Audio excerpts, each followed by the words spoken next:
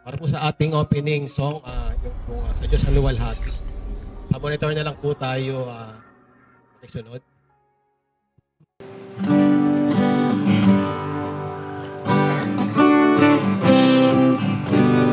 Sa Diyos ang walhati, nawa'y dakila. Mundo'y minahal, anak niya'y binibigay. Buhay, alay niyang pagtubos sa sala. Sala na buksan pinto ng buhay. Isang Panginoon, tinig niya'y pakinggan. Puri sa Panginoon, tayo'y magalang. Kapit sa anak dumaan. Gawang niya'y dakila, walhati bigyan. Inis na dugo sa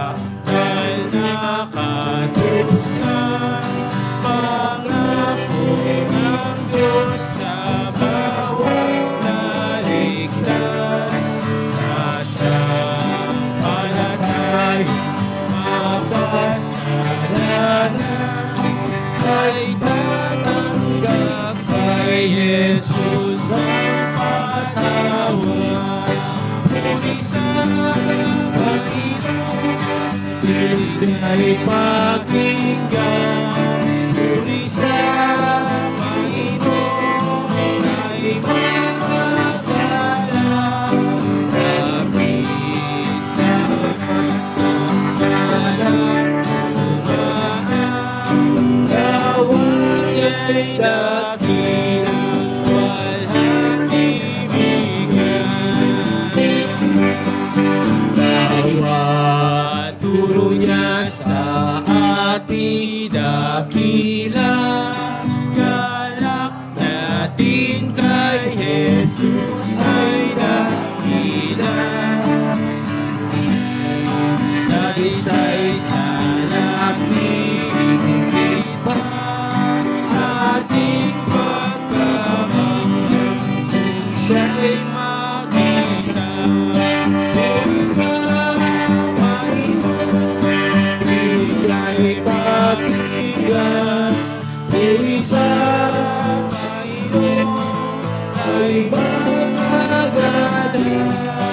Lapit sa anak dumaan. Gawang niya'y dakila, walhati bigyan. Sige po, tayo po ay mag-umpisa po sa isang panalangin. Hinihiling ko po sa lahat na kung maaari ay magsitayo po tayo. Sige po. Ama naming Diyos na banal, dakila at makapangyarihan sa lahat. Muli, Ama, kami nagpapasalamat sa iyo at nagpupuri sa iyong harapan sa mabiyayang hapon na pinagkaloob niyo sa amin sa bawat isa upang muli kami makapagsama-sama, makapagtipon sa iyong harapan para muli makapakinig ng iyong salita at gayon din ay maidaos namin ang aming year-end fellowship. Salamat po ng marami sa bahay na patuloy mong pinagagamit sa gawain na kagaya nito. Kayo po ang magbalik sa kanila ng higit pang pagpapala sa bawat isa sa kanila. Maraming salamat din po sa mga kapatid na naglaan ng oras sa gabing ito. At sa mga kapatid na hindi namin kapiling ngayon, loobin niyo po ng mga susunod na pagtitipon ay makasama namin sila. Pakapaspasin niyo po kami ng iyong banal na espiritu.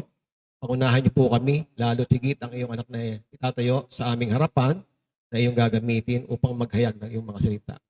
Linisin niyo rin po ang aming puso at aming mga kaisipan upang sa gayon ay higit naming maunawaan ang mensaheng nais mong iparating sa amin. Muli, Ama, nagpapasalamat kami sa iyo. Sa iyo ang lahat ng papuri.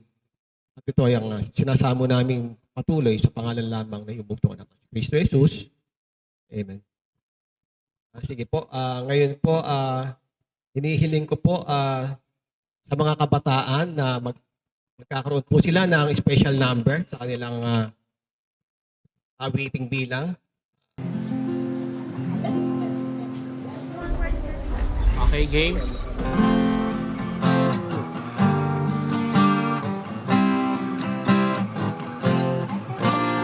Sing.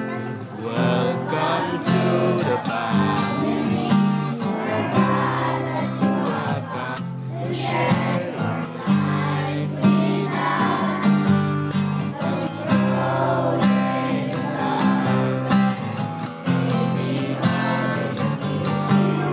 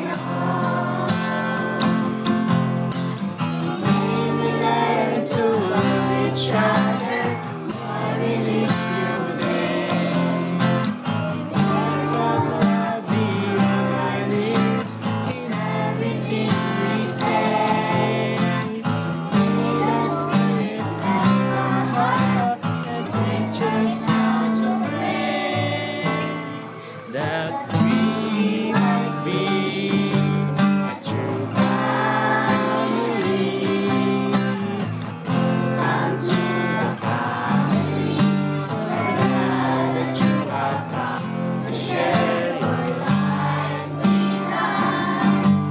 As we grow in love, may we always be to you what God will have us be.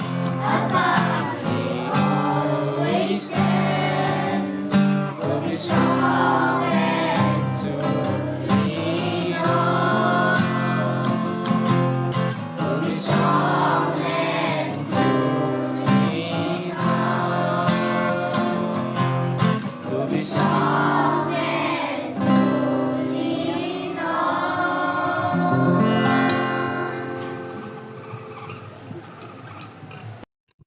Sige po, sa ating po magpapatuloy, po ay magkakaroon po tayo ng testimony.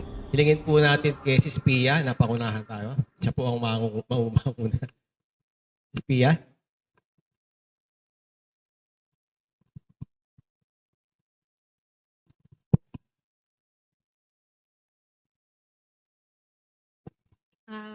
Magandang hapon po sa ating lahat.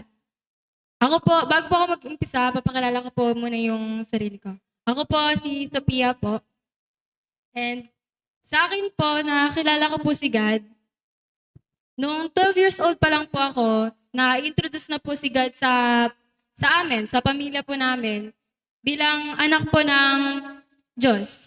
Pero that time po, hindi ko pa po siya gaanong kakilala. Na hindi ko pa po siya kilala as tagapagligtas po ng pamilya po namin.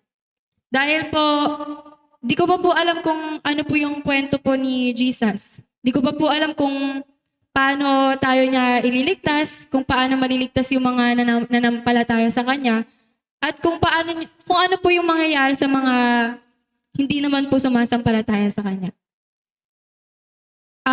Ako po, bago po ako umattend sa Bible study po natin, sa fellowship po natin, bininyagan po ako ng Katoliko. Ma-attend din po ako ng Born Again, Fellowship, and Bible study po. Binautismohan din po ako ng iglesia po. Pero ang nakakatuwa po kasi, nandito po ako sa harapan nyo nagsasalita dahil natanggap ko po yung pinakamagandang regalo ng Diyos sa akin. Na nakilala ko po yung Bible study po na binigay po sa atin ni God. Imagine po natin na sila Brother Wilson po pumupunta po na dito sa Nueva Ecija, galing po silang Pampanga. Isang magandang regalo po yun para sa akin dahil napakilala niya po yung magandang balita na si Kristo po namatay para pagbayaran yung mga kasalanan natin. And isa pa po sa isa-share ko sa inyo kung paano ko mas pinanghawakan na si Kristo po yung tagapagligtas ko. Last year lang po, bago po kinabukasan po New Year. Kasi po mag-New Year, na-confine po ako sa ospital po. And yung Christmas po na yun, tsaka New Year, hindi ko po siya na-celebrate na kompleto po kaming magkakapamilya. Kasi po bago po mag-Christmas, tsaka po punta ako ng Bulacan po, para doon po sa tita ko mag-celebrate. Uwi po sana ako ng New Year, pero po nagkasakit po ako ng pneumonia. So hindi ko na po nagawang umuwi ng New Year. Kasi po, yun nga po, na-confine na ako. Sa 3 days po na na-confine po ako sa ospital, parang doon ko po na-realize kung gaano po yung pagmamahal po sa akin ni God. Kasi po hindi niya po ako pinabayaan. Pinagaling niya po ako. Kahit di ko man po kasama yung pamilya ko nung New Year, si Aliyah po nandun po sa tita ko, kami po nasa ospital, si Princess po tsaka si Daddy nandito po sa Nueva Ecija. Pinagpapasalamat ko pa rin po yan dahil hindi pa rin po niya ako pinabayaan. Yun po yung pinaka magandang lesson po na natutunan ko po na sabi nga po sa nabasa ko, yung katulad lang din po ng sinabi ko nung nakaraan, binibigyan po tayo ng Panginoon ng problema o ng mga kahit anong pagsubok sa ating buhay para malaman natin na nandyan siya para sa atin. Kasi, di ba po, hindi naman po lahat sa atin. Minsan, yung iba sa atin, naaalala lang po si God kapag yung may problema sila. Tatawag lang po sila, nakakakilala lang po sila kay God kapag may problema sila. Hihiling lang po sila kay God kapag may problema sila. And yun po yung dati ko pong kaugalian na kapag may problema ako, lalapit ako sa Kanya. Ngayon po, simula po nung tinanggap ko na po si Kristo ng buong buo as tagapagligtas ko po, kahit po hindi pa po dumadating yung isang bagay sa buhay ko, pinagpapasalamat ko na po yun sa Panginoon. And pinangahawakan ko na yung salita niya na nandyan siya para sa atin kahit po anong mangyari sa buhay natin. Lang po. Thank you.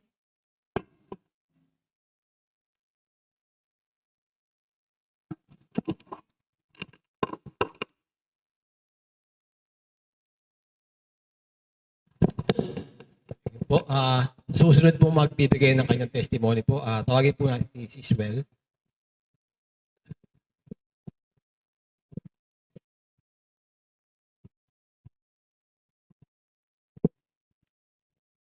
Magandang gabi po sa inyong lahat, sa ating lahat. Maraming pong salamat sa kapatid na nakadalo sa year-end fellowship natin. So sa akin ang testimony, bali, ayun po, born Catholic din po kami, pamilya ko, born Catholic po kami. Nauna po sila, nanay at tatay ko na mag-attend ng Bible study. So that time po, maraming reasons, hindi, parang gumagawa na din ako ng reason para hindi ako maka-attend ng Bible study.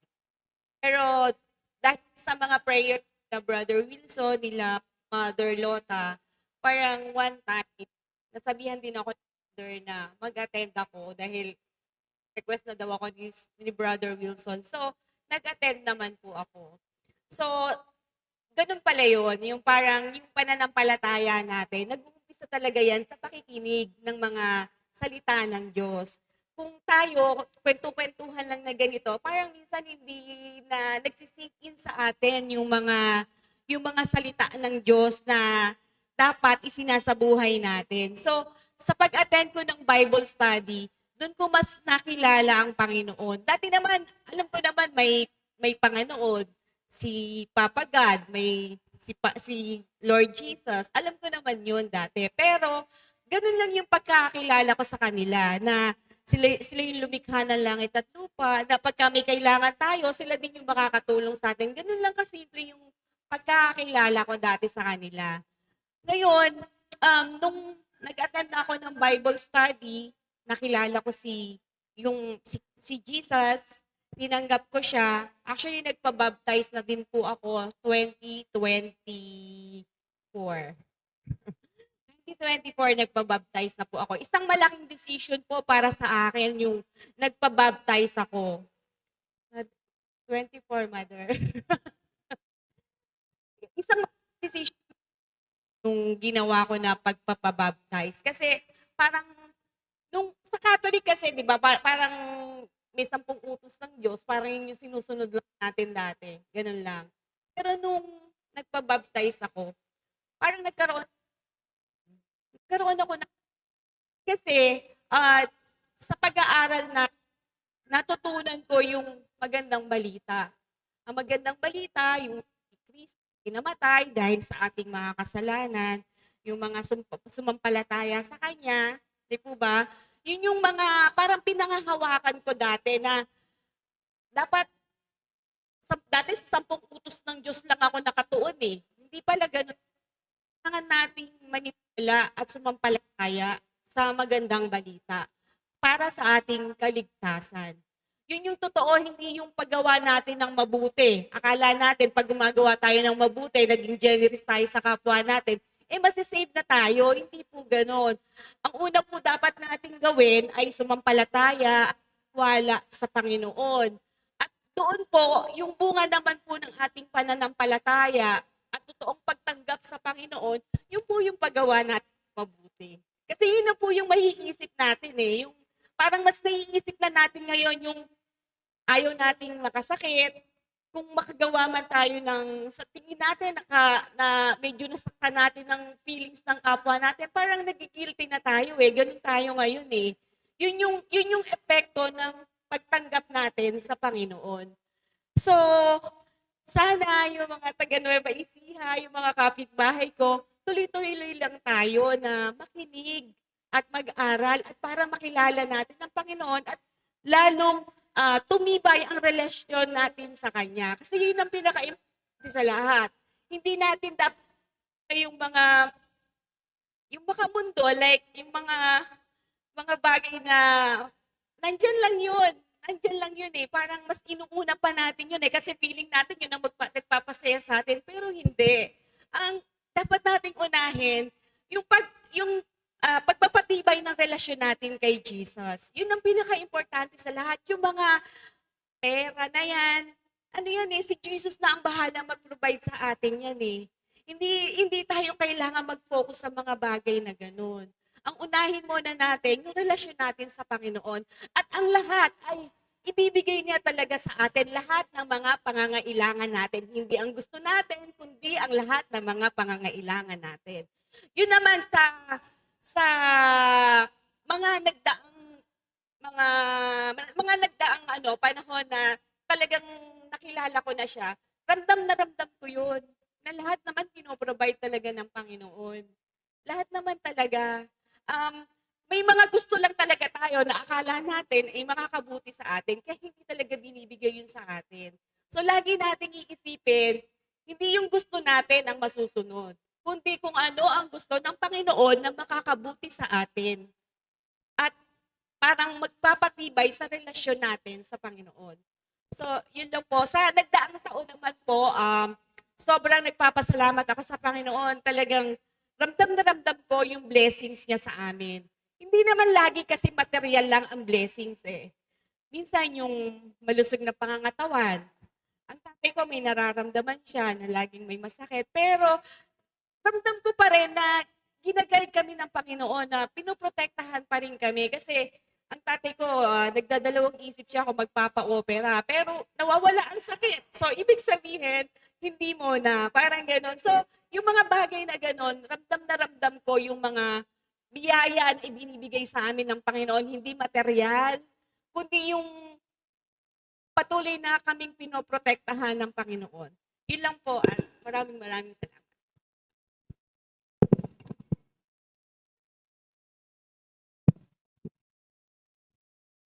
Sige po. Sa akin naman po, babalik, tanaw ko lang po yung unang pagkikita muli namin ng aking kaibigan sila Brother Bison sa si Brother Jim. Actually, nag-umpisa yun nung nag-birthday siya na matagal kami hindi nagkikita eh. So, nung nagkita, siguro, mahigit 10 taon eh, hindi kami nagkita, wala kaming komunikasyon. Nung nagkita kami nung birthday niya, tapos nagtuloy-tuloy na naimbitahan niya ako na pupunta ako ng San Fernando, Pampanga, lulubas kami kila Brother Jim sa Valenzuela. Ayun, nag-aaral kami noon ng salita ng Diyos. Nagkaroon ng pandemic, natigil yun eh. So after noon, nung 2022, na medyo papalipas na ang COVID, gumawi sila dito sa atin, sa Nueva Ecija. Partikular sa aming tahanan, iniling niya na kung pwede kami magkaroon ng Bible study ron. Sino pa naman ako para tumanggi para sa Panginoon? Kung yung ibang bagay nga, para po sa inyong kaalaman, nung araw ang dali kong tawagin para sa ibang mga kasayahan. Pinatawag lang sa inuman, ang bilis eh. Minsan nga kahit na hindi ka tawagin, pag alam mong merong okasyon doon na ganun ang bilis mo pumunta. Tapos nung nagtuloy yun, nanghihiram ako lagi ng bangko kay Tata Nano kasi siya yung president na senior citizen dito sa atin, sa Leonardo, sa San Anton. Nagtatanong siya, sabi ni Sis Patreng, lagi daw bang may handaan sa amin kasi tuwing Thursday, Tuesday pala muna, Tuesday. Tapos naging Thursday, bakit daw tuwing Thursday nanghihiram ako ng mga silya? Ano daw ba, lagi ba daw may okasyon sa bahay? Sabi ko, hindi. Meron tong gawain para sa Panginoon. Si Tata Nano, nakikita ko, si Brother Nano, kasi nahihirapan siya maglakad Uma-attend siya ron. Ngayon, sabi ko sa kanya, baka kung okay lang ba sa inyo, minsan doon natin gawin sa inyo para doon naman makapakinig na hindi ka na lumalakad papunta ron sa amin. Ngayon, sabi niya, sige, sabi niya, kaya nalipat dito. Kaya nalipat po rito yung gawain na yon para sa Panginoon. Tapos nga unti-unti, dumadami kami. Si Spatring nga, medyo malungkot nung una. Dahil yung bilang namin sabi niya, ba't di tayo nadadagdagan? Nababawasan pa tayo. Sabi nga ni Brad, hindi naman, sabi nga ng Diyos, kung saan may 2 o 3 nagtitipon, naroon ang Panginoon. Kaya nagtuloy-tuloy yun. At ipapasalamat ako hanggang ngayon sa aking spiritual na pamumuhay. Nagkaroon ako ng kapayapaan sa mga bagay, sa lahat ng bagay actually. Dati, meron ka lang samaan ng loob, medyo nababaga-baga, gusto mo awayin o alam mong may gadget sa'yo, baka ikaw ang awayin. Ngayon, maluwag sa dibdib ko lahat. Ipinagdadasal ko sa Kanya. Pinapanalangin ko na maayos lahat yon. At napakalaking biyaya nun para sa akin at sa aking pamilya. Nakasama ko na rin ang aking magulang, ang aking nanay.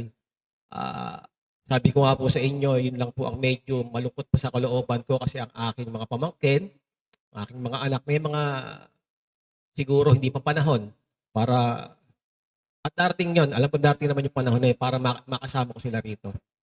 At bilang mensahe ko po sa atin dito sa Nueva Ecija, nagpapasalamat ako at na-open na rito yung ating kauna-unahang naging Christian church na tayo ang Nueva Ecija. At sabi ko nga po sa inyo, yung aking pong spiritual na panalangin ay maging kagaya po ng lahat na sana, kagaya rin ninyo, hindi lang ihalin tulad ko po ito sa mga kalamidad na dumarating. Halimbawa kung may bagyo. Di ba pagka may bagyo, naghahanda tayo. Minsan tinatalian natin yung mga bubong, naghahanda tayo ng flashlight, baka mawalan ng ilaw. Sana po maging isa buhay rin natin yung pagiging handa natin para sa pagdating ng Panginoon. Yun lamang po at maraming salamat. Ngayon naman po, siguro po, kantahin po natin yung ihinihandahon natin special na. Okay po, intro po.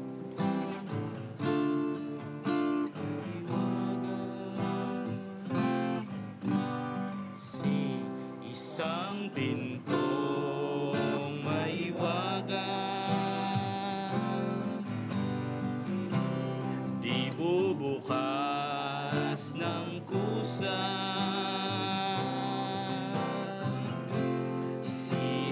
Jesus na dooy tumutuktok, naghihintay ng sagot. Sumagot ka na ba sa Kanya? O ayaw mong paabala? Ang buhay mo ay laging gulo kung wala si Kristo sa'yo.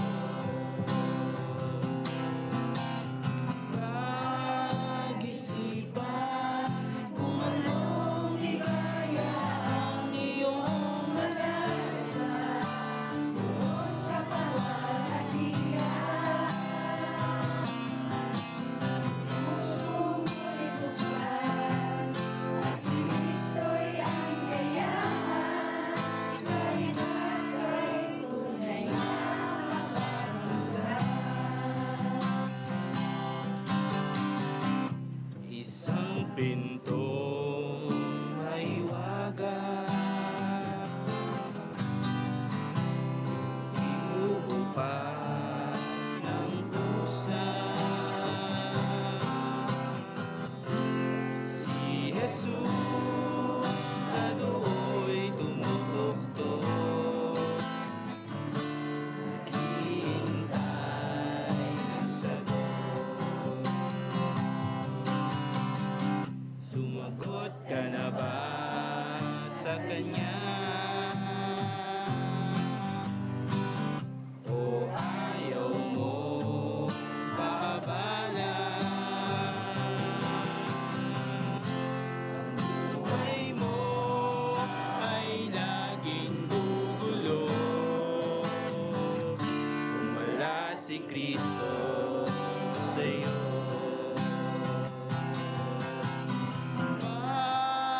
Pag-isipan kung anong ligaya ang iyong malasa doon sa kalalhatian. Puso mo'y buksan at si Kristo'y ang gayahan, kaligtasan tunay na makakamtan.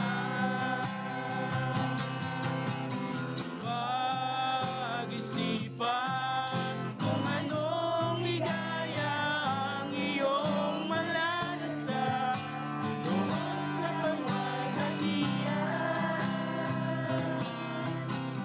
Puso mo'y buksan at si Kristo'y ang gayahan, kaligtasan tunay na makakamtan.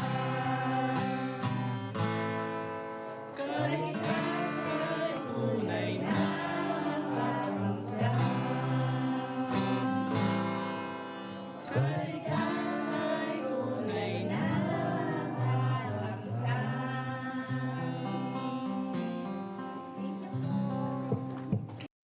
Ngayon naman po, tawagin po natin si Brother Wilson para po sa kanyang mensahe para sa ating lahat.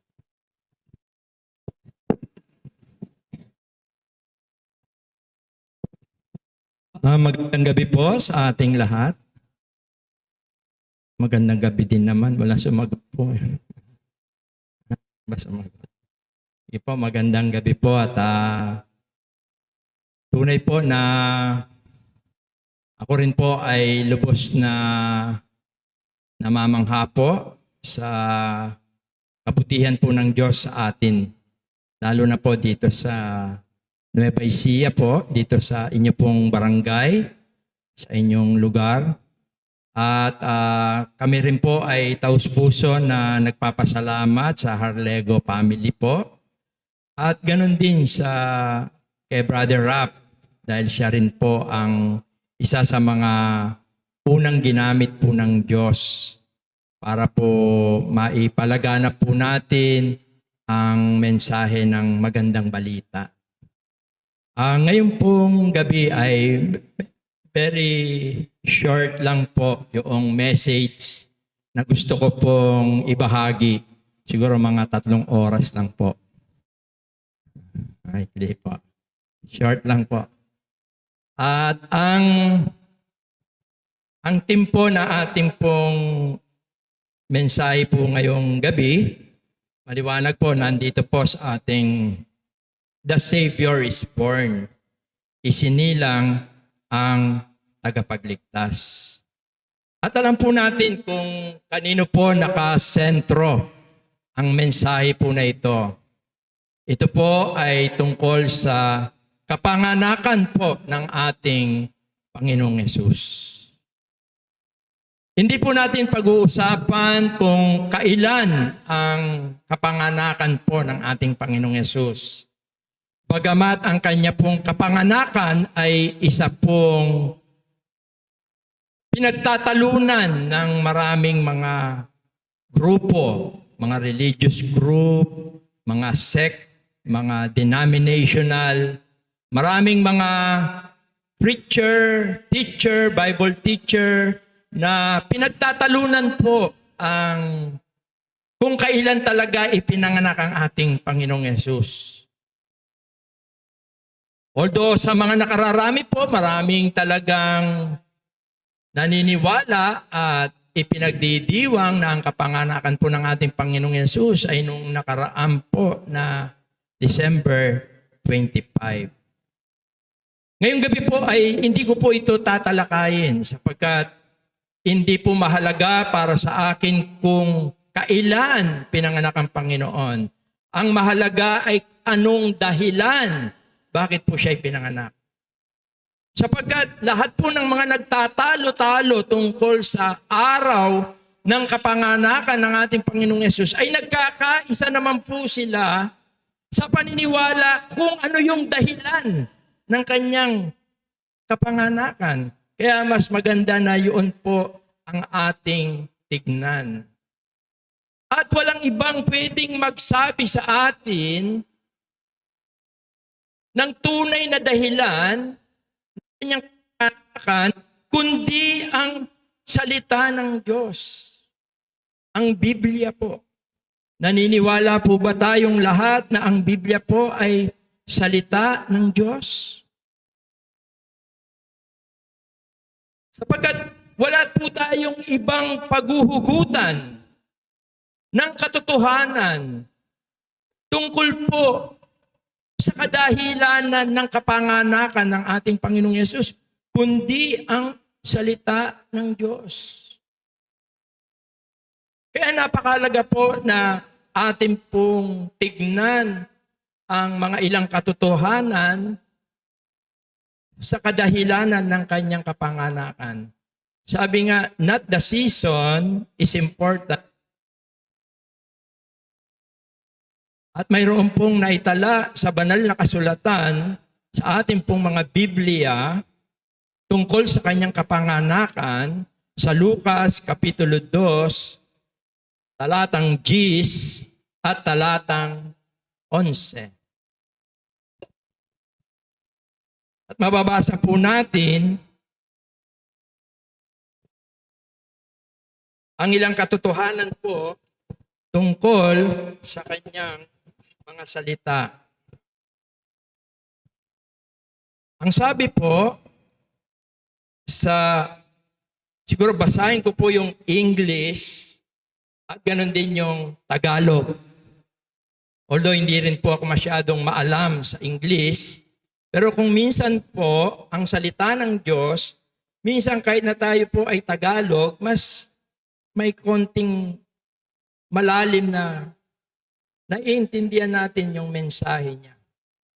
Ang sabi po sa talatang 10, dito po sa ating teksto, at meron po tayong kopya diyan, sabi po, and the angel said unto them, fear not, for behold, I bring you good tidings and great joy, which shall be to all people. Ang sabi po sa Tagalog, at sinabi sa kanila ng anghel, huwag kayong matakot, sapagkat narito dinaratnan ko kayo, dinadalhan ko kayo ng mabubuting balita ng malaking kagalakan na siyang sasabuong bayan. Nang ipinanganak po ang ating Panginoong Jesucristo, sinabi po ng anghel, tandaan po natin, unang panahon, ang Diyos po, minsan nagpapadala siya ng mensahe niya. Pagka mahalaga ang mensahe ng Diyos sa tao, madalas po, during that time, even in the New Testament, ang inuutusan po ng Diyos ay ang mga angel. Actually, ang meaning ng angel, meaning messenger. Ilan po ba yung pakpak ng anghel? Ilan yung, baka magalit yung katabi mo, alam niya, 2 lang. Totoo po yun. Biblically po, kaya minsan, yun ang kahalagaan po ng pag-aaral sa Bible. Minsan marami tayong alam, simula nung kaisip tayo, halos hanggang sa nakauban na tayo, minsan yung beliefs natin, yung alam natin, it is a big, big wrong. Isipin po natin yon. Nabubuhay ka doon sa big, big wrong. Sa Bible po, ang mga anghel, 6 po ang pakpak. Kaya kung interested kayo, kung may Bible kayo sa bahay, tandaan niyo ito, Isaiah chapter 6, 1-4, basahin ninyo. Yung kanyang pakpak po, below the shoulder, yun yung pinantatakip niya sa mukha niya. Yung lower, yung doon sa hips niya, yun yung pinantatakip niya sa paa niya. Kasi po ang mga angel ayon doon sa Isaiah chapter 6, pagka sila ilalapit sa Diyos at aharap sila sa Diyos, hindi sila makatingin. Kaya yung pagtakip po nila ng mukha nila at yung kip ng kanilang paa ay paggalang nila sa Diyos. Yon ang isang napakagandang attitude ng angel. Yung reverent nila, yung paggalang po nila sa Diyos. Kaya ngayong oras po na ito, we can practice yung reverent. Because we believe God is with us. Sabi po ng Bible, kamukha ng sinabi ni Brother Rob, saan man ang nagtitipon, 2 o 3, sabi ng Panginoon, ako'y nasa kalagitnaan ninyo. Sapagkat dito po wala tayong pag-uusapan, hindi tayo mag-uusap about religion, hindi tayo mag-uusap ng denomination, membership, wala po yan. Ang pinag-uusapan po natin dito ay si Kristo. Kaya po, napakahalaga po. Kaya nga sabi ko po sa mga kapatiran po natin, minsan, maaring tayo ay pinagtatawanan dahil every Thursday, tayo nagtitipon. Maaring sinasabi nila, ano kaya, ano ba? Ano mapapalaban nila dyan? Minsan ganun po. Para sa kanila hindi po importante. Pero tandaan po ninyo, sa harapan ng Diyos, napakahalaga po ng pagtitipon po natin. Sapagkat tayo po'y nagtitipon sa kanyang mga salita. Imagine that, yung angel. Ngayon nyo lang po narinig na yung angel, 6 yung pakpak po. Sister? Oh. Ilang taon na po kayo, ma'am? Akala ko po, mga 31 lang po kayo. Po. Imagine po. Salamat sa Diyos at tayo ay may ganitong pag-aaral. Binubuksan ng Diyos ang maraming katotohanan sa atin para ma-lead niya tayo sa katotohanan. Because Satan is a liar. He is a father of lie. Siya po ay deceptor. Siya ay mandaraya. Dito po, ang pinag-aaralan natin purely Bible lang po. At noong panahon na ipanganak po ang ating Panginoong Yesus, mayroon pong dumating na angel. At meron siyang mahalagang mensahe. Ano po ang mensahe niya? Ang sabi po niya is, and the angel, sabi po sa English, said unto them, fear not. Huwag kayong matakot. Bakit po? Common po kasi sa isang tao, kapag ka siya ay nakakita, nakarinig, nang hindi sanay, pero matatakot ka. Kaya sabi niya, huwag kayong matakot. I bring you good tidings. Sapagkat narito, dinadalan ko kayo ng mabubuting balita at nagdadala ito ng kagalakan. At ano po itong balita na ito? Sabi niya, for unto you. Kaya ang kapanganakan ng ating Panginoong Yesus is for you. Me. For all of us. Kasi sabi niya po, kaya binasa ko yung English. Although sa Tagalog sabi niya, sapagkat ipinanganak sa inyo. Pero sa English sabi niya, for unto you is born. Personal. Ang pagpunta po ng ating Panginoong Yesus ay personal. Para sa iyo. Para sa akin. Para sa ating lahat. At although ginamit niya dito yung for unto you is born this day, hindi niya tinutukoy yung panahon. Hindi yung date. Hindi yung kung anong araw, kung anong buwan, taon. Ang day na tinutukoy niya rito ay ang katuparan. Kaya yung salitang date is not weeks. Hindi po date ito. Ang tinutukoy po niya rito, sa araw na ipinanganak ang ating Panginoong Yesus, ay natupad yung fulfillment ng kanyang pangako na siya'y magpapadala ng tagapagligtas.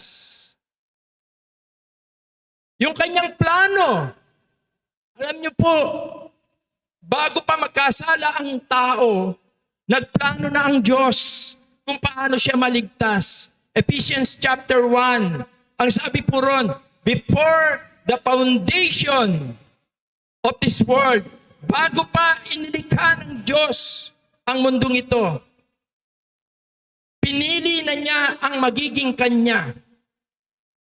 Sapagkat isinet na niya kung ano yung paano tayo maliligtas.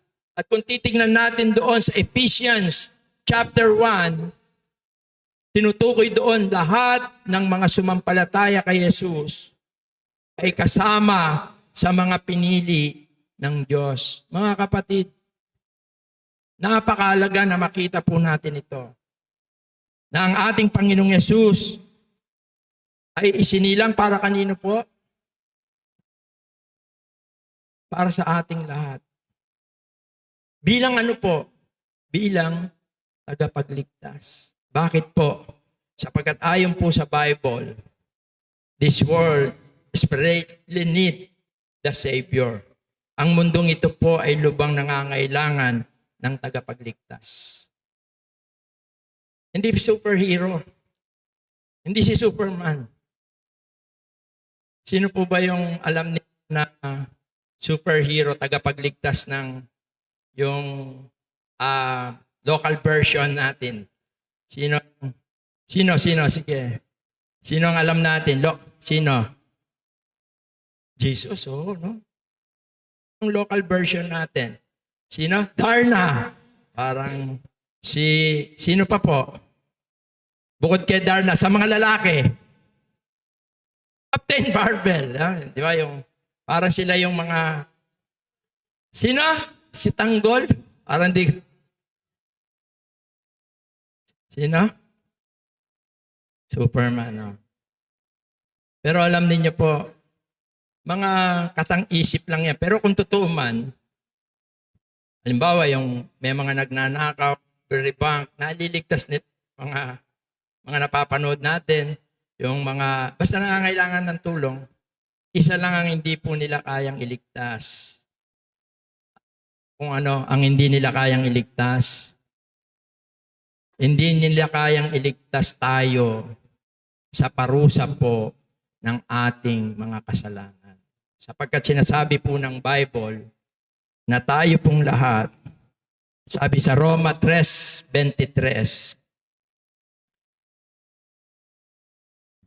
sapagkat ang lahat ay nagkasala nga at hindi nakaabot sa kalwalatian ng Diyos. Napakaliwanag po. Lahat ay nagkasala. Sabi sa English, for all have sinned. Lahat po tayo ay makasalanan. Nagsimula po ang kasalanan doon sa paraiso. Nung magkasala po si Eva. Si Eva po ang unang nagkasala. Sapagkat kinain niya ang bunga ng punong kahoy na ipinagbabawal ng Diyos doon sa paraiso. At ang ginawa niya, dinala niya rin ito sa kanyang asawa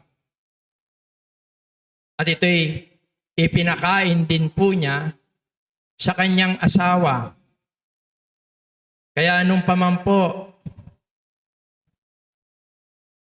pauso na po yung Andres Isaya, biro mo, hindi man lang siya tumanggi. Dahil siguro sa pagmamahal ni Adan, kahit alam niyang mali yun, minsan ganun po eh. Kaya dito sa ating bansa may mga tawag eh, nung kasalukuyan ng mga katipunero, ang tawag sa mga lalaki na, anong tawag po sa mga lalaki na sunod-sunuran sa kanyang asawa? Andres Bonifacio. Hindi, actually yung Andres, hindi naman po kay Bonifacio nakuha yun eh. Ang ibig sabihin nun, under. Tapos nung panahon na nila Asyong Salonga, hindi na po Andres Bonifacio, hindi na Andres. Ang tawag na po ay Tigasin. Tigasaing. Pero ngayon, Tigalaba. Tigaluto. Pero ngayon po, iba na. Dahil millennial na ngayon, ang tawag po sa mga lalaki ngayon, Don. Mga Don na po tayo ngayon. Laba ka Don.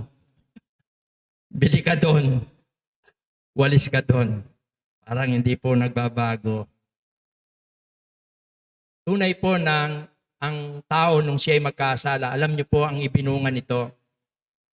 Nung sila po ay magkasala, lahat na ng tao na isinilang simula noon hanggang ngayon ay naging makasalanan. Kaya ang sabi ng Bible, ang lahat ay nagkasala. At ang isang katotohanan po, ang tao po, hindi siya tinawag na makasalanan dahil nagkasala siya. Hindi po. Baliktad po. Kaya nagkasala ang tao dahil siya ay makasalanan. Yun po ang katotohanan. Isinilang tayo na makasalanan. Yan ang nakalulungkot na kalagayan po natin sa harapan ng Diyos. Tayo po ay makasalanan. Kaya lagi ko pong inahalimbawa, ang ibon, kahit hindi mo turuang lumipad, siya ay marunong lumipad. Dahil natural sa kanya na siya ay marunong lumipad. Ganon din ang isda. Ang isda, hindi mo siya kailangan turuan lumangoy.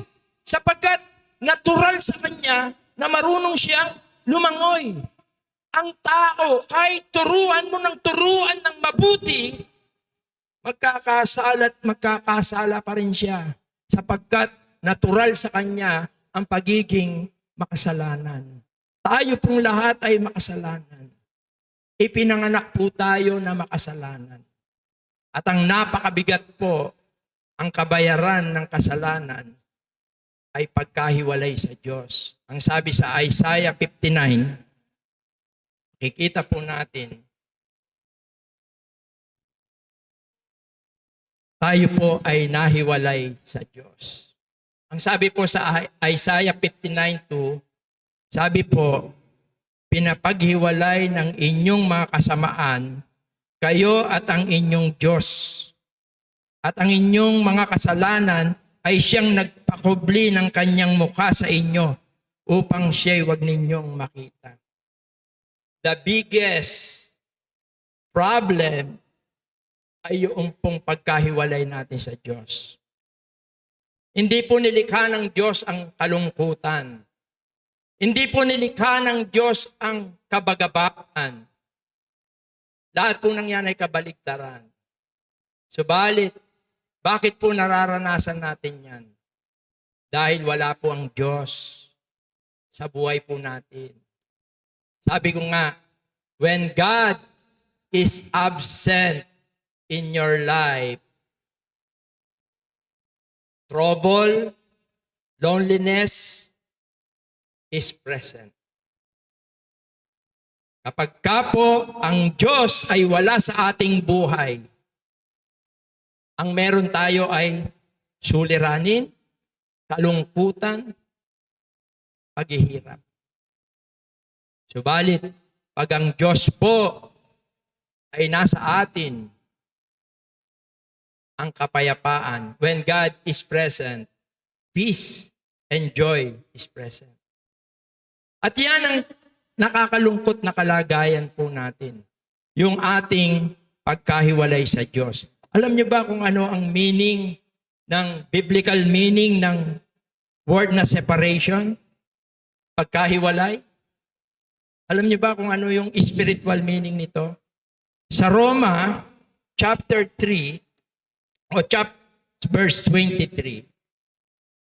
Sinasabi po riyan, sabi niya, sapagkat ang kabayaran ng kasalanan ay kamatayan. Datapwat ang kaloob na walang bayad ng Diyos ay buhay na walang hanggan kay Kristo Jesus na Panginoon natin. Ano raw po ang kabayaran ng ating kasalanan? Kamatayan. Death means separation. Yun po ang meaning ng separation. In a biblical terms, in a spiritual terms, ang kahulugan po ng kamatayan ay pagkahiwalay. At sa Biblia po, mayroon dalawang klaseng kamatayan. Yung tinatawag na physical death.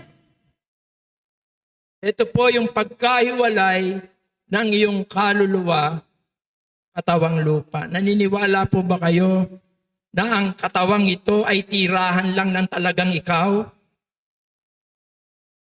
Yun yung hininga ng Diyos na ibinigay sa tao upang siya'y magkaroon ng buhay. Kung bakit tayo ay nasasaktan, marunong masiyahan, dahil nandyan po ang kaluluwa. Pero pagka namatay ang tao, hihiwalay ang iyong kaluluwa.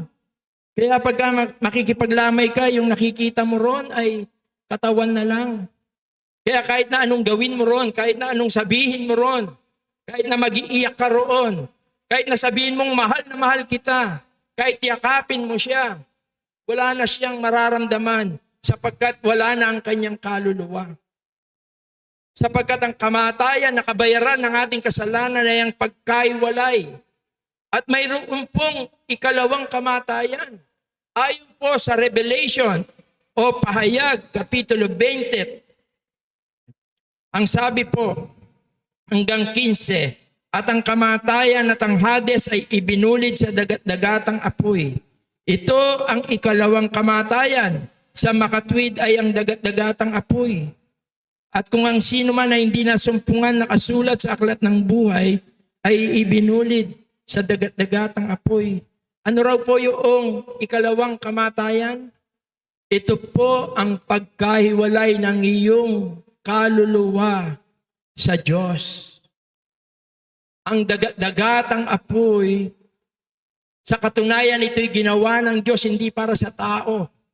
Ginawa ito ng Diyos para kay Satanas. Subalit, si Satanas, tinukso niya ang tao at patuloy na tinutukso niya ang tao para siya'y mabulid sa kasalanan at siya'y mabulid sa dagat-dagatang apoy. Ito yung tinatawag na total separation from God. At alam niyo, ang masakit daw po kapag ang iyong kaluluwa ay napunta doon sa dagat-dagatang apoy, hindi lang daw po yung init, kundi ang pinakamasakit, kailanman ay hindi mo na matatawag ang Diyos. Sapagkat ito'y walang hanggang pagkahiwalay sa Diyos. Mga kapatid, totoo masarap ang kasalanan, pero napakabigat ng parusa ito. Kaya nga po, diyan po pumapasok ang napakagandang balita ng anghel.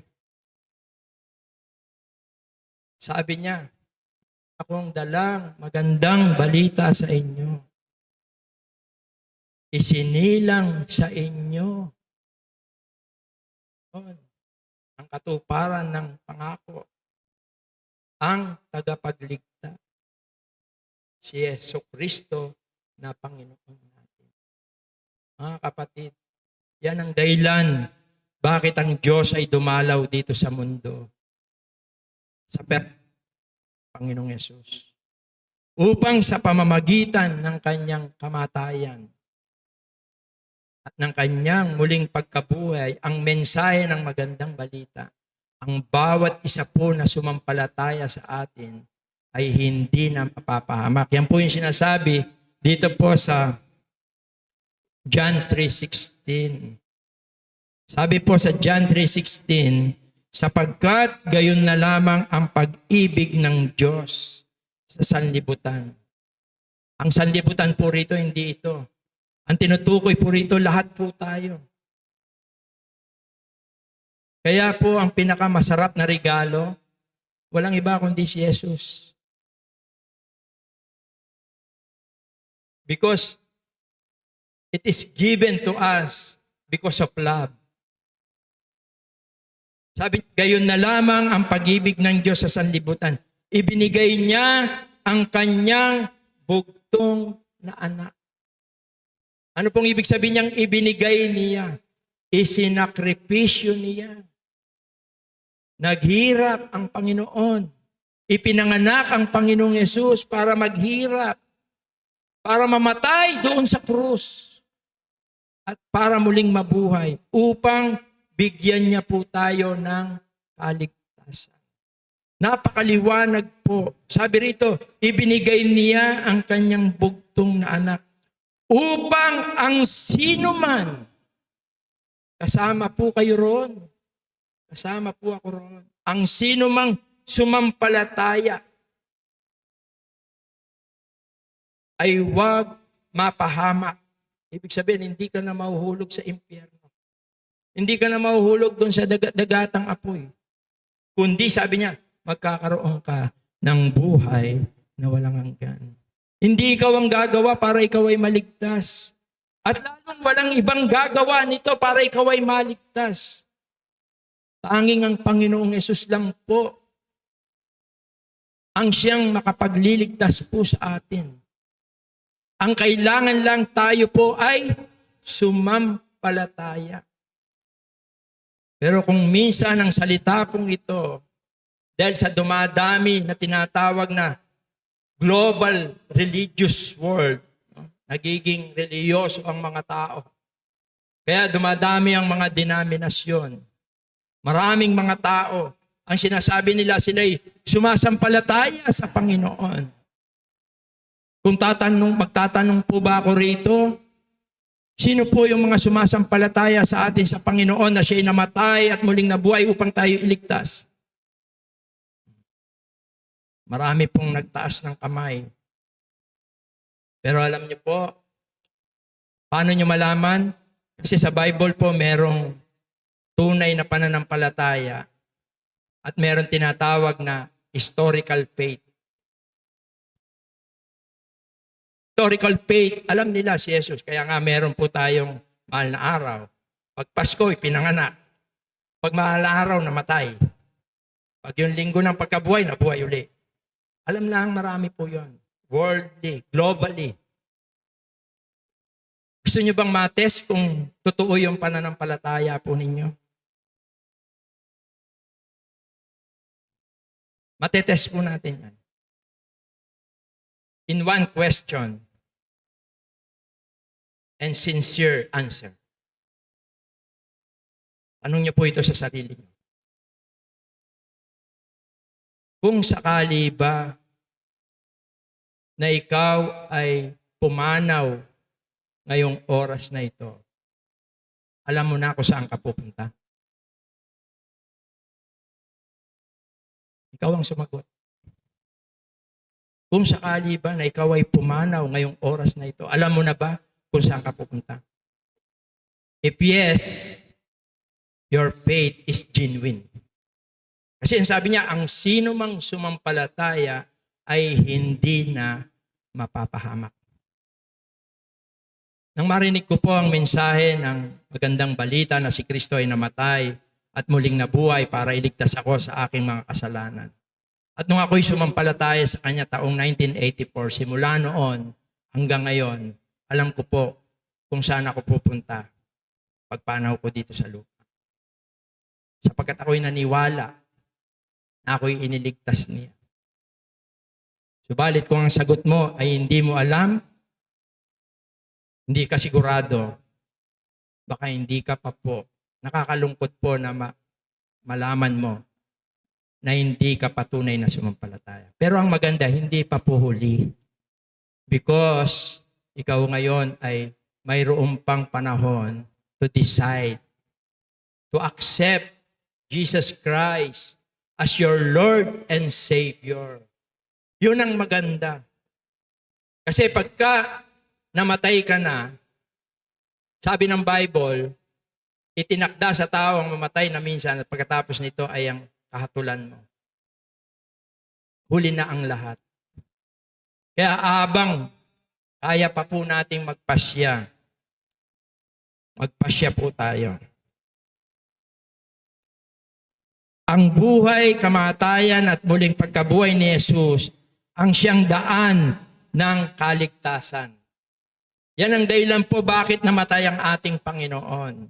Bakit siya po ay naghirap, napako sa krus, at muling nabuhay upang ang bawat tunay na sumampalataya. Actually, ito po ang magandang balita.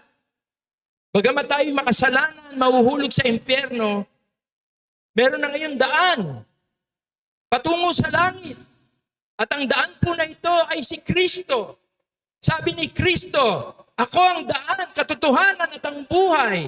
Walang makapupunta doon sa Ama, kundi sa pamamagitan ko. Not religion, not by good works. Only the Lord Jesus Christ. Yan ang dahilan bakit naghirap ang Panginoon. Siya ngayon yung daan. Siya yung katuparan ng pangako ng Diyos na magbibigay siya ng kaligtasan. Yan ang dahilan bakit isinilang si Jesus. Siya ay isinilang para mamatay. Kanino? Para sa akin. Para sa ating lahat. Sapagkat tayong lahat ay nangangailangan ng kaligtasan. Sapagkat tayong lahat ay makasalanan. Mga kapatid, isipin po natin ang katotohanan ito.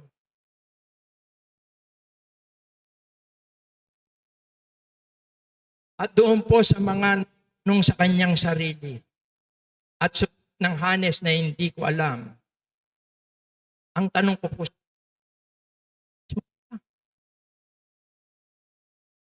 nais mo bang maligtas sa parusa ng iyong kasalanan at makatiyak ka na ikaw sa langit? Nais mo ba? Ang Panginoon po ay kumakatok sa iyong puso. Dito na ako magwawakas.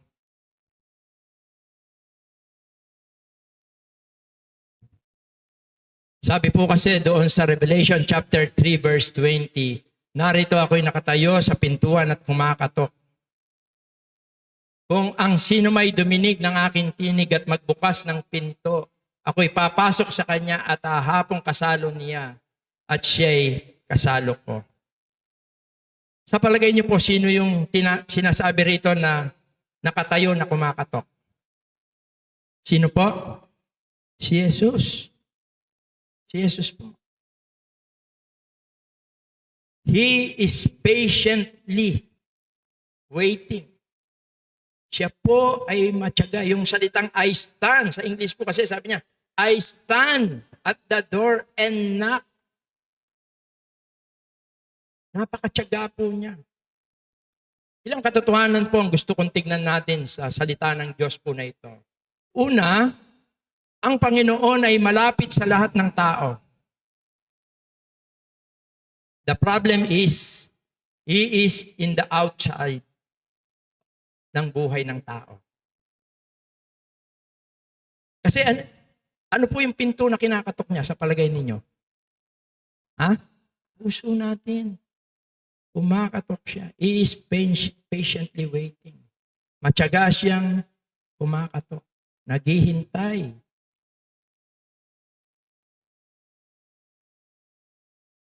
At ang sabi niya, pagka narinig mo ang kanyang tinig, hindi po ito voice from above. Ang tinutukoy niya rito ay yung message ng gospel. Sapagkat ang pananampalataya ay nagsisimula sa pakikinig. Matyaga po siyang kumakatok. Ang tanong, hindi po ba niya kayang buksan ang puso natin? Hindi po ba niya kayang buksan ang puso natin? Kaya po niya. Pero dahil binigyan niya tayo ng sariling pagpapasya, inihintay niya na tayo po ay magpasya. Kaya lagi ko pong, totoo po yung sinasabi ni Brother Rap nung una po, parang nalulungkot mga kapatid. Sabi niya, hindi tayo, konti lang tayo. Sabi ko, hindi mahalaga ang marami kung napipilitan, sabi ko. Kahit konti lang tayo, basta tao sa puso natin ang ginagawa natin na ito, nalulugod ang Panginoon sa atin. Yung kasi po ang gusto ng Panginoon. Yung pusang loob natin buksan ang puso natin. Bakit po siya kumakatok? Bakit gusto niya pong pumasok sa puso natin? Alam niyo kung bakit? Number 1, gusto niyang linisin ang puso natin sapagkat napakarumi. Tandaan natin, sabi po ng Panginoong Yesus, hindi ang pumapasok sa tao ang nakarurumi sa tao, kundi ang lumalabas sapagkat ito ay nanggagaling sa kanyang puso. Yung mga pagsisinungaling, yung paggawa ng mga kasalanan, mga kasamaan, nanggagaling yan lahat sa puso natin. Kaya ang Panginoon gusto niya pumasok sa puso mo. The center of your life. Una para linisin niya. Sapagkat walang makapaglilinis ng ating mga kasalanan kundi ang dugo lamang ng ating Panginoong Yesus. Pangalawa, kapag ka malinis na, tatahanan niya. Maninirahan siya sa iyo. Pangatlo, maghahari siya sa buhay mo. Pangungunahan niya ang buhay mo. Mga kapatid, kumakatok ang Panginoon. At alam ninyo kung pagbubuksan niyo siya, kung siya'y inyong tatanggapin, ang sabi po sa John 1:12, datapwat ang lahat ng sa kanya'y nagsitanggap, ay pinagkalooban niya sila ng karapatang maging anak ng Diyos, sa makatwid bagay ang mga nagsisampalataya sa kanyang pangalan. Napakaganda po. Kung magdidesisyon po tayo na tanggapin si Jesus sa ating buhay, ano po ang sinasabi ng salita ng Diyos? Ikaw po ay mapapabilang sa pamilya ng kanya ng sons of God. Ang lahat po ba ng tao ay anak ng Diyos? Lahat po ba ng tao ay anak ng Diyos?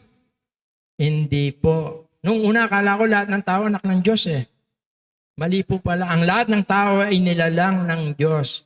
Yun lamang po na mga tumanggap at sumampalataya kay Jesus ang binigyan ng karapatan na matawag na anak ng Diyos. Kaya nga po dito sa ating pong pagtitipon, hindi po tayo religion. Lagi ko pong binabanggit yan. Hindi po natin kailangan ng reliyon. Ang kailangan po natin ay relationship sa Diyos. At matatamo lang po natin ito sa Panginoon. Hindi po natin.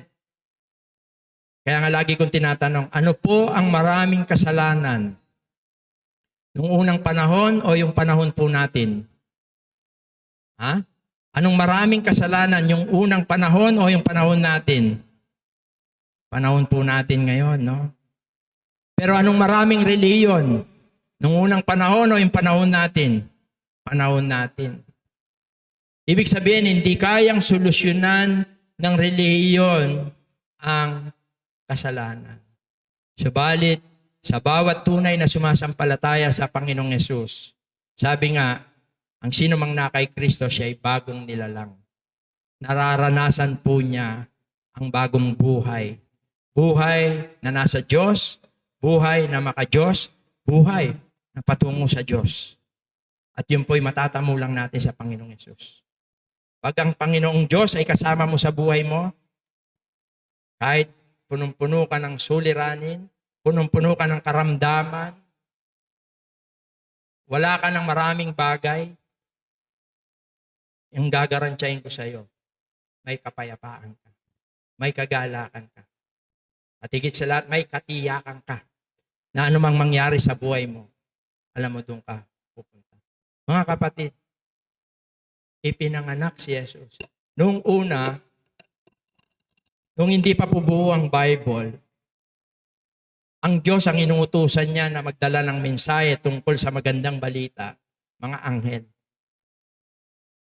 Ngayon, dahil buo na ang Bible, wala ka ng anghel na makikita. Alam mo kung sino pong messenger ng Panginoon? Ikaw. Ikaw na sumampalataya sa Kanya. Ikaw na nakaranas ng kaligtasan.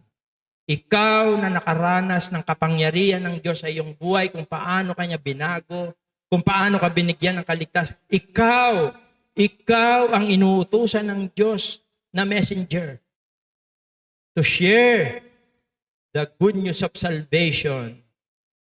First, to your loved ones, to your friends, to your neighbors, and to everybody.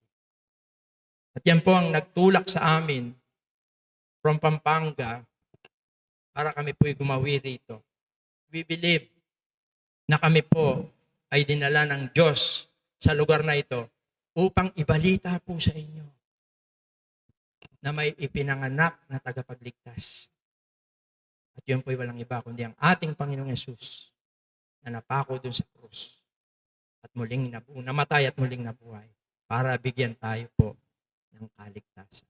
Kaya mga kapatid, kung nais natin na makatiyak sa buhay na walang hanggan, hindi tayo maliligtas ng relihiyon, hindi tayo maliligtas ng mabuting gawa, ang Panginoong Yesus lamang. At salamat sa Diyos.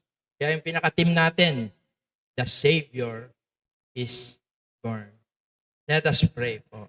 Amang Diyos na nasa langit.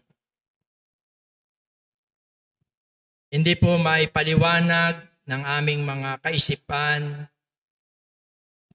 ang kahanga-hanga na kagandang loob po ninyo sa amin. Bagamat kami po ay makasalanan, kami po ay minahal at inibig ninyo ng gayon na lamang.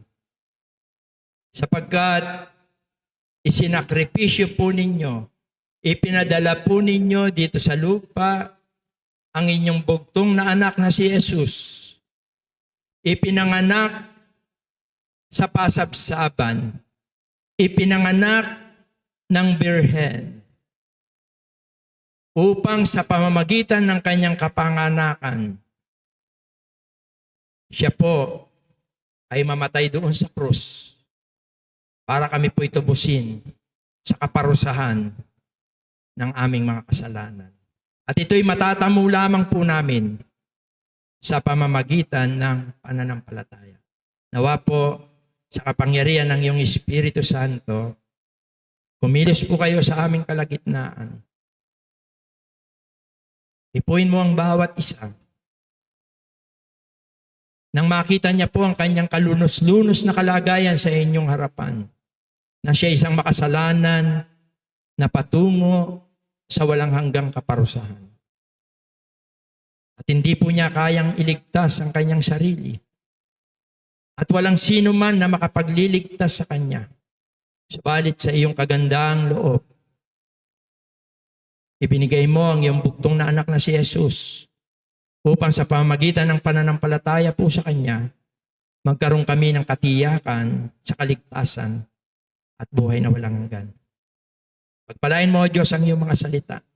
Pagpalain mo po ang gabing ito. Naway may mga kaluluwa na nabuksan ang kanilang puso at kaisipan sa kaliwanagan ng magandang balita. Pagpalain po ang natitirang oras sa gabing ito. Pagpalain mo po ang tahanan na ito na patuloy na iyong ginagamit. Pagpalain mo po ang bawat kapatiran na matyaga at buong pagmamahal na ibinabahagi po ang mensahe ng magandang balita na si Kristo ay namatay para sa aming kasalanan at muling nabuhay upang kami po ibigyan ng buhay na walang hanggan. Ang lahat po ng ito ay aming samot dalangin sa makapangyarihang pangalan po ng iyong bugtong na anak na si Jesus na aming tagapagligtas. Amen. Good evening and God bless po. Binabalik ko na po kay Brother Rap para po sa pagwawakas natin at darako po tayo sa second part ng ating pong program ngayong gabi.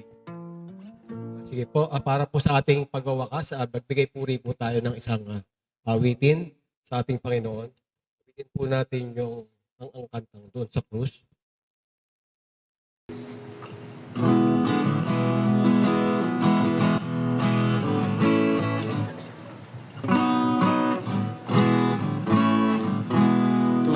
Tunay dugo'y itinigis ng haring nagtiis. Buhay niya'y sadyang inatis ng taong lumisig. Dun sa krus, liwanag ay namasdan at ang tingin kong puso'y naibsan.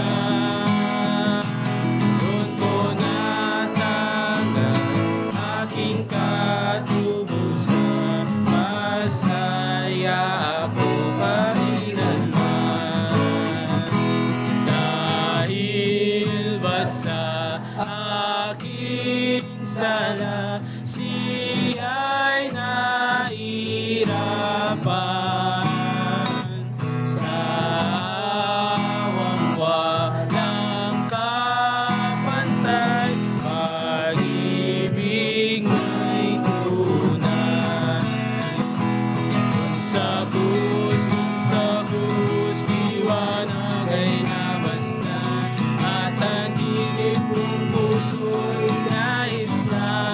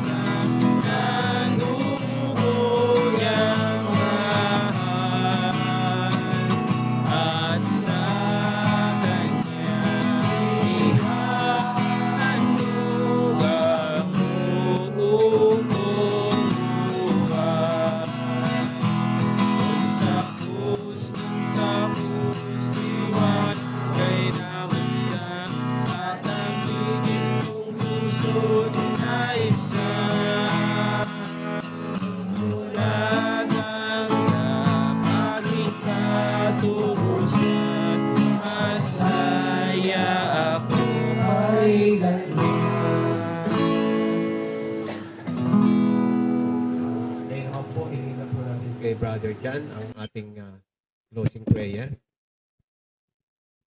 Sige po, tayo pong lahat ay tumayo po para po sa ating pong closing prayer. Pasalamatan po natin ng Diyos sa ating pong naging program po ngayong gabi. Let us pray. Ama namin Diyos na dakila, banal at makapangyarihan sa lahat.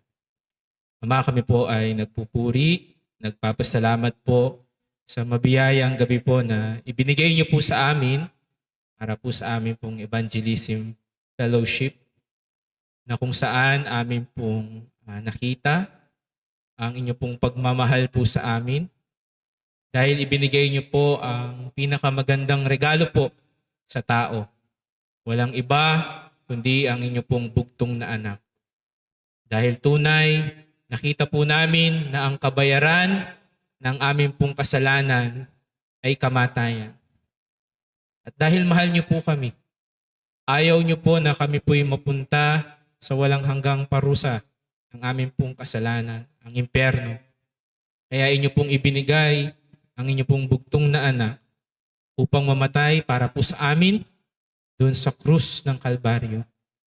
At nakita po namin ito po ang mabuting balita.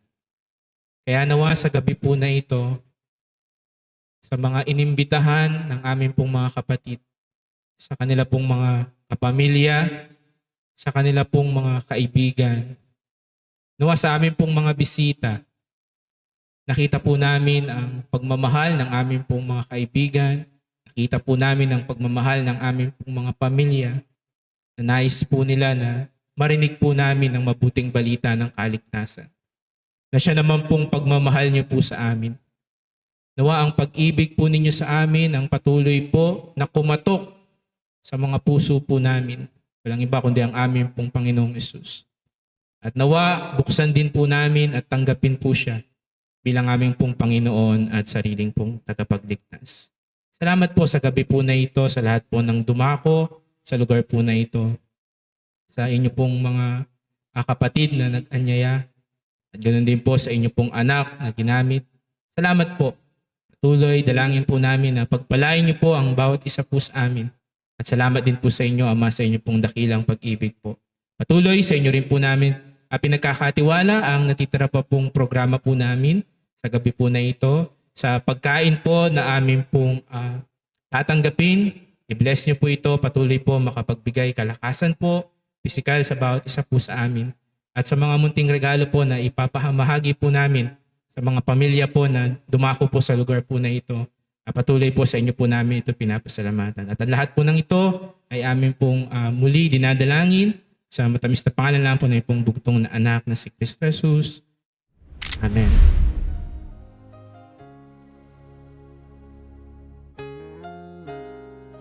Hello po, magandang hapon po. Happy holidays po. Ilang oras na lang po at nag-uumpisa na ang inyong celebration for Thanksgiving. Maraming salamat po Lord sa biyaya na pinagkaloob mo sa amin.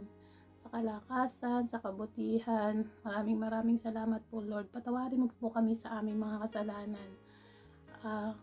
Ito po yung bilang testimony ko sa nagdaang taon. At kahapon po ay aking kaarawan. Maraming salamat po sa lahat ng bumati. I love you all. I miss you all. Bilang ako na tinanggap ko po si Lord, mula nang siya tinanggap ko sa buhay ko po, napakagaan para sa buhay ko na ano mang maging problema, sa kanya lang tayo lumapit at ituturo niya kung ano yung mga dapat nating gawin. Ito nga po yung isang verse na nabasa ko, kay Yahweh hahanapin ng kaligayahan at ang pangarap mo iyong makakantam. Napakasarap po na kay Lord tayo. Marami mang problema, dumaan man sa buhay natin, kalungkutan. Pero pag siya yung paggising mo, siya yung naisip natin sa umaga, napakagaan para sa buhay natin. Maraming salamat po sa inyong lahat. Kila Sister Well, kay nanay, kay tatay, na kayo yung aking pangalawang pamilya. Maraming salamat po sa lahat ng bumati. Lalong-lalo na, Lord, sa kalakasan, sa health mo binigay mo sa akin, Lord. Ngayon, nandito ako sa Hong Kong, na patuloy akong nanalangin at gustong maikalat at may pamalita ang buting balita. Sa aking mga pamangkin, sa mga kapatid, sabi nga nila, yun nga, happy birthday sa akin daw. Pero prayer ko po, maka-attend kayo sa mga kapatid ko, sa mga pamangkin ko. Sa anak ko, anak, malapit ka lang kay Lord, bumalik ka kay Lord. Yung communication mo kay Lord, sapat na sa akin yun, anak. Yung maging anak, mabuting anak ka para kay Lord. Anak, I love you. I love you all. I miss you all. Bye-bye na po. Enjoy po. Love you all. God bless you all.